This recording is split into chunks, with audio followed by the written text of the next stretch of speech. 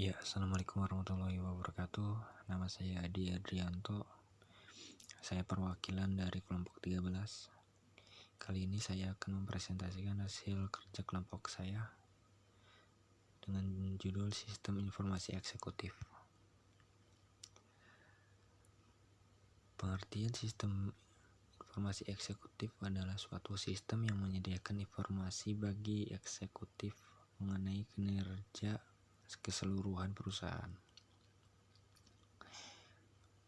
Informasi dapat diambil dengan mudah dalam berbagai tingkat rincian, memudahkan serta mendukung dalam pembuatan keputusan dari eksekutif senior dengan menyediakan kemudahan akses terhadap internal maupun eksternal. Sistem informasi eksekutif merupakan salah satu sistem informasi yang sangat dibutuhkan untuk manajerial perusahaan saat ini. Sistem informasi eksekutif diperuntukkan bagi top level manajemen dalam mengontrol dan mengawasi kinerja perusahaan yang dipimpinnya secara ringkas, terintegrasi, mudah dipahami, dan dalam berbagai tingkatan rincian. Salah satu bagian perusahaan yang memegang peranan penting tersebut adalah bidang kepegawaian, di mana pengambilan keputusan yang cepat dan tepat oleh pemegang kepentingan diharapkan dapat membawa perusahaan ke tingkat performansi yang lebih tinggi.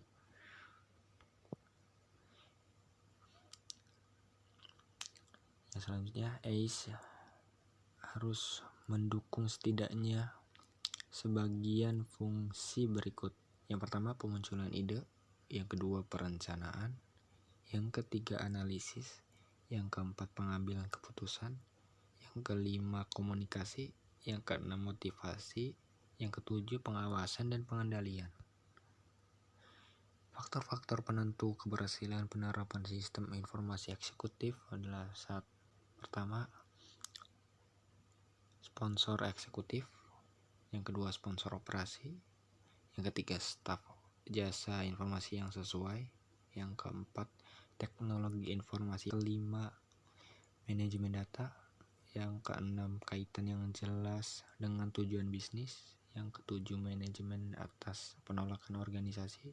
Yang kedelapan, manajemen atas penyebaran dan evolusi sistem.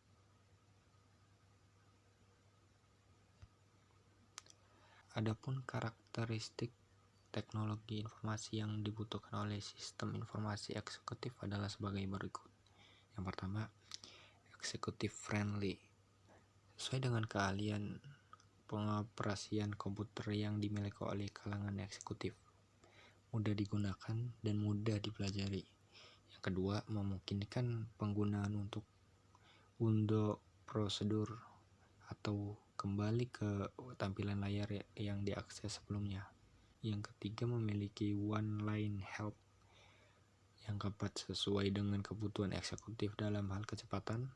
Yang kelima adalah graphic oriented dan dapat menampilkan tampilan grafis yang bervariasi sesuai dengan kebutuhan.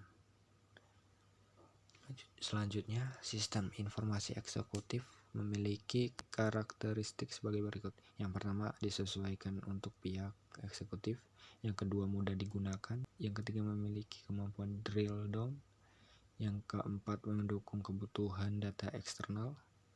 Yang kelima, dapat membantu dalam situasi yang memiliki tingkat ketidakpastian yang tinggi.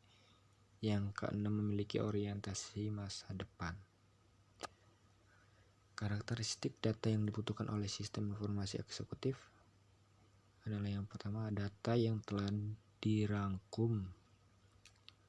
Pada umumnya, eksekutif lebih mencari rangkuman data dibandingkan rincian data untuk membuat keputusan.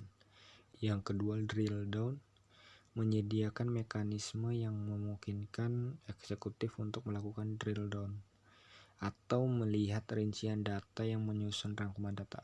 Yang ketiga, integrasi data dari basis data yang berbeda-beda. Terkadang eksekutif memerlukan data dari basis data one line seperti jumlah current budget. Dalam periode tertentu, eksekutif akan memerlukan akses ke rangkuman data yang dikelola secara statis di basis data. Yang keempat, eksekutif lebih tertarik untuk melihat tren jangka panjang, misalnya 5 tahun ke depan. Dan yang terakhir, informasi menjadi lebih bermakna jika dapat dibandingkan dengan informasi lain yang sejenis. Artinya, sistem informasi eksekutif harus dapat mengakses data eksternal. Langkah-langkah pengimplementasian sistem informasi eksekutif yaitu yang pertama, membangun data warehouse yang lengkap dan efisien. Yang kedua, membuat prototipe sistem informasi eksekutif. Membuat desain eksperimen dari seluruh atau sebagian sistem untuk menguji cobakan prosedur atau prinsip, teknik atau tool tertentu. Yang ketiga, membuat dokumentasi pengembangan ACE untuk tiap tahap pengembangan. Dan yang terakhir, menggunakan dukungan otomatisasi kantor, yaitu email, scheduler, dan lain-lain. Sebelum membuat keputusan, eksekutif perlu berdiskusi dengan staf untuk meminta pendapat dari pihak-pihak yang dipengaruhi oleh keputusan yang dibuat. Dengan demikian, dapat juga dianalisa kemungkinan adanya alternatif keputusan. Setelah membuat keputusan, eksekutif perlu melakukan sosialisasi dan follow-up. Otomatisasi kantor mendukung untuk kedua hal tersebut. Dan selanjutnya, komponen-komponen ACE. Yang pertama, perangkat keras atau hardware. Yang kedua, perangkat lunak atau software. Yang ketiga, penggunaan interface. Yang keempat, telekomunikasi. Selanjutnya, kelebihan sistem informasi eksekutif.